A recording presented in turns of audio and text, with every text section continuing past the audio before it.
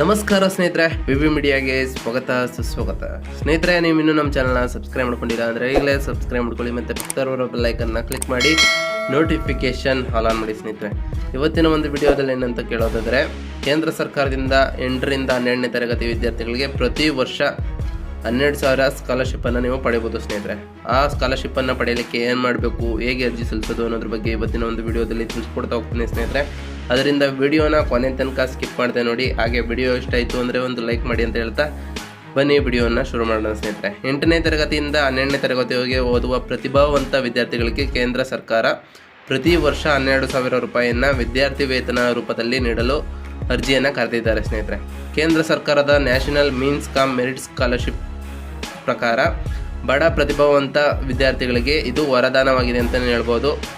1,827 ಕೋಟಿ ರೂಪಾಯಿಯನ್ನು ಅನುದಾನವಾಗಿ ಕೊಟ್ಟಿದ್ದಾರೆ. ಸ್ನೇಹಿತರೆ, ಭಾರತದಲ್ಲಿ ಒಟ್ಟು 1 ಲಕ್ಷ ವಿದ್ಯಾರ್ಥಿಗಳಿಗೆ ಈ ಸ್ಕಾಲರ್ಶಿಪ್ಪನ್ನು ನೀಡಲಾಗುತ್ತಿದ್ದು, ಇದಕ್ಕಾಗಿ ಕೇಂದ್ರ ಸರ್ಕಾರವು 2021-22ರಿಂದ 25-26ನೇ ಸಾಲಿನವರೆಗೆ ಈ ಯೋಜನೆಯನ್ನು ಮುಂದುವರಿಸಲು ಅನುಮೋದನೆಯನ್ನು ನೀಡಿದ್ದು, ಒಟ್ಟು 1,827 ಕೋಟಿಯನ್ನು ಇದಕ್ಕೋಸ್ಕರ ಮೀಸಲಾಗಿ ಇಟ್ಟಿದೆ. ಸ್ನೇಹಿತರೆ, ಒಟ್ಟು ಮಕ್ಕಳ 1/3 ಭಾಗವನ್ನು ಅರ್ಹತೆಯನ್ನು ಪರಿಗಣಿಸಿ ಆಯಾ ರಾಜ್ಯಕ್ಕೆ ಸ್ಕಾಲರ್ಶಿಪ್ ಸಂಖ್ಯೆಯನ್ನು ನಿಗದಿ ಮಾಡಲಾಗಿದೆ.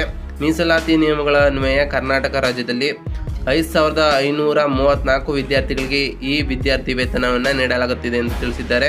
ಇನ್ನು ಎಷ್ಟು ಸಿಗುತ್ತೆ ವಿದ್ಯಾರ್ಥಿ ವೇತನ ಅಂತ ನೀವು ಕೇಳೋದಾದರೆ, ಆಯ್ಕೆಯಾದ ಪ್ರತಿ ವಿದ್ಯಾರ್ಥಿಗಳಿಗೆ ಪ್ರತಿ ವರ್ಷ 12,000 ರೂಪಾಯಿಗಳನ್ನು ಶಿಷ್ಯ ವೇತನವಾಗಿ ನೀಡಲಾಗುತ್ತೆ. ಸ್ನೇಹಿತರೆ, 9ನೇ ತರಗತಿಯಿಂದ 12ನೇ ತರಗತಿಯವರೆಗೂ 4 ವರ್ಷಗಳ ತನಕ ಈ ಶಿಷ್ಯ ವೇತನ ಸಿಗಲಿದ್ದು, ಹಣವನ್ನು ಫಲಾನುಭವಿ ವಿದ್ಯಾರ್ಥಿಗಳ ಬ್ಯಾಂಕ್ ಖಾತೆಗೆ ನೇರವಾಗಿ ವರ್ಗಾವಣೆ ಮಾಡುತ್ತಾರೆ ಎಂದು ತಿಳಿಸಿದ್ದಾರೆ. ಸ್ನೇಹಿತರೆ, ಇನ್ನು ಈ ಅರ್ಜಿಯನ್ನು ಯಾರೆಲ್ಲ ಸಲ್ಲಿಸ್ಬೋದು ಅಂತ ಕೇಳೋದಾದರೆ, ಸ್ನೇಹಿತರೆ, national means come merit scholarship ಯೋಜನೆಯು ಸರ್ಕಾರಿ ಅನುದಾನಿತ ಹಾಗೂ ಸ್ಥಳೀಯ ಸಂಸ್ಥೆಗಳ ಶಾಲೆಗಳಲ್ಲಿ 8ನೇ ತರಗತಿಯನ್ನು ಓದುತ್ತಿರುವ ವಿದ್ಯಾರ್ಥಿಗಳು ಅರ್ಜಿ ಸಲ್ಲಿಸಲು ಅರ್ಹರಾಗಿರುತ್ತಾರೆ. ಸ್ನೇಹಿತರೆ, ವಿದ್ಯಾರ್ಥಿಗಳ ಪಾಲಕರ ವಾರ್ಷಿಕ ಆದಾಯ 3.5 ಲಕ್ಷ ರೂಪಾಯಿಯನ್ನು ಮೀರಿರಬಾರ್ದು. ಸ್ನೇಹಿತರೆ, ಇನ್ನು 7ನೇ ತರಗತಿಯಲ್ಲಿ ಕನಿಷ್ಠ 55% ಅಂಕವನ್ನು ನೀವು ಗಳಿಸಿರಬೇಕು.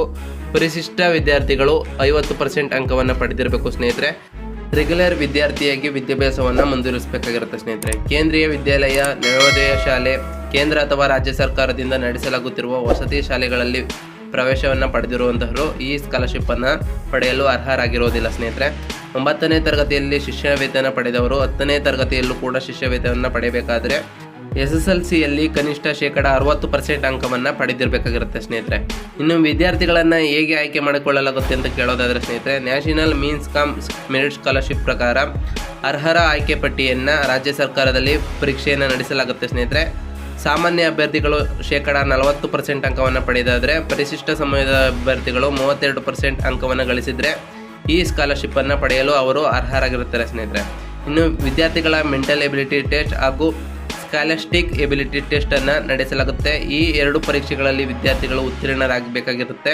ಇನ್ನು ಮೊದಲನೇ ಪರೀಕ್ಷೆಯಲ್ಲಿ 90% ವಸ್ತುನಿಷ್ಠ ಬಹು ಆಯ್ಕೆ ಮಾದರಿಯ ಪ್ರಶ್ನೆಗಳಿದ್ದರೆ, ಇನ್ನು 2ನೇ ಪರೀಕ್ಷೆಯಲ್ಲಿ ಸಮಾಜ ವಿಜ್ಞಾನ ಹಾಗೂ ಗಣಿತ ವಿಷಯಕ್ಕೆ ಸಂಬಂಧಿಸಿದಂತಹ 90 ಪ್ರಶ್ನೆಗಳಿರುತ್ತೆ. ಸ್ನೇಹಿತರೆ, ಪ್ರತಿ ಪರೀಕ್ಷೆಯಲ್ಲೂ 90 ನಿಮಿಷಗಳ ಕಾಲಾವಕಾಶವನ್ನು ನೀಡಲಾಗುತ್ತೆ. ಸ್ನೇಹಿತರೆ, ಇನ್ನು ರಿಜಿಸ್ಟ್ರೇಷನ್ ಹೇಗೆ ಮಾಡ್ಕೊಳ್ಳೋದು ಅಂತ ಕೇಳೋದಾದರೆ, ಅರ್ಹ ಅಭ್ಯರ್ಥಿಗಳಿಗೆ ನ್ಯಾಷನಲ್ ಸ್ಕಾಲರ್ಶಿಪ್ ಪೋರ್ಟಲ್ನಲ್ಲಿ ನೋಂದಾಯಿಸಿಕೊಳ್ಳಲು ಅವಕಾಶವನ್ನು ಕಲ್ಪಿಸಿಕೊಡಲಾಗಿದೆ. ಸ್ನೇಹಿತರೆ, ವಿದ್ಯಾರ್ಥಿಗಳು 1 ಬಾರಿಯ ನೋಂದಣಿಯನ್ನು ಮಾಡಿಕೊಳ್ಳಬೇಕಾಗಿದೆ.